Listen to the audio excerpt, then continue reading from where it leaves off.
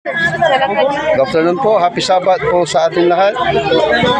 Ngayong araw po ay kasama po natin ang President ng South Central. Ano po sir? Makilala po kayo? Hello po, ako po si Sherwin Desena from South Central District. So sa Sipitan po kayo. Okay po. Si sir po ay, ano po yung gagawin natin ngayon sa Barangay Paluspos?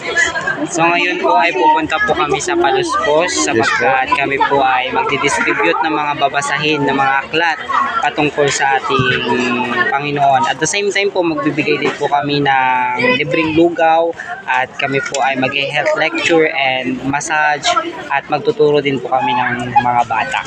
So ano po yung dala nating flyers sir? Ito po yung mga flyers po namin tulad po na Ten Commandments, Hellfire, and tatlo yan eh.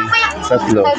Salvation. And Salvation. Yun. So ano yan? Sa isang tao, tatlo ba? Opo, or tatlo. individual? Opo. So, estimate nyo sir, ilan po yung kasama nating kabataan ngayon? Mga estimate EY po natin. Mga nasa 100 plus. So, ang gagawin natin doon, kalat-kalat na lang. Opo, may purok-purok po siguro. Purok.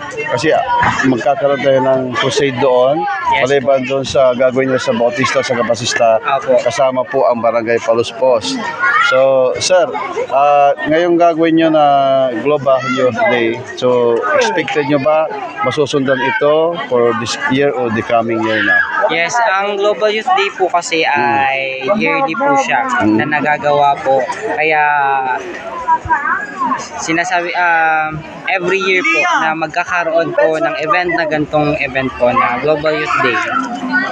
Sige po.